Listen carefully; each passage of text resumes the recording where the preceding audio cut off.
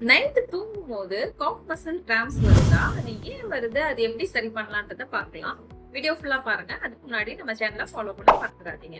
அதாவது cough muscles cramps வந்து பொதுவா வந்து உடம்புல நீர்ச்சத்து கம்மியா இருக்கும் போதும், ரத்தத்துல எலக்ட்ரோலைட்ஸ் இம்பேலன்ஸ்னாலையும், அதிகமா உடற்பயிற்சி பண்றவங்க, ஸ்போர்ட்ஸ்ல அதிகமா இருக்கிறவங்க, அது மாதிரி ரொம்ப நேரம் நின்னுட்டு உட்காந்துட்டு ஒர்க் பண்றவங்களுக்கு, கர்ப்பிணி பெண்களுக்கு, அது மாதிரி வந்து பார்த்தோம்னா தைராய்டு, டயபெட்டிஸ், கிட்னி டிசீஸ் இருக்கிறவங்களுக்கு, அது மாதிரி சில மருந்துகள், அதாவது டயூரெட்டிக்ஸ், ஸ்டாட்டின்ஸ் போன்ற மருந்துகளை வந்து தொடர்ச்சியா எடுக்கிறவங்களுக்குலாம் அதிகமா வரதுக்கு வாய்ப்பு இருக்கு. ஸோ அது எப்படி சரி பண்ணலாம் அப்படின்னு பார்த்தோம்னா, அதாவது கால்களை வந்து நீட்டி தரையில உட்காந்துக்கோங்க. உட்காந்துட்டு முன்பக்கமா உங்க காலை வந்து ஸ்ட்ரெச் பண்ணி கொஞ்சம் நேரம் வச்சுட்டு அப்புறம் பின் பக்கமா கொண்டு போகணும். ஸோ இந்த மாதிரி பண்றது மூலயமா காஃப் மசில்ஸ் தேவையான பிளட் சர்க்குலேஷன் வந்து இம்ப்ரூவ் ஆகும்.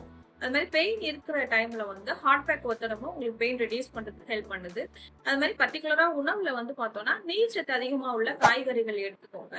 அது மாதிரி வந்து பொட்டாசியம், மெக்னீசியம், கால்சியம் நிறைந்த உணவுகளும் உங்க டயட்ல இன்க்ளூட் பண்ணுங்க. பர் டேக்கு தேவையான வாட்டர் இன்டேக் ரொம்ப ரொம்ப முக்கியம்.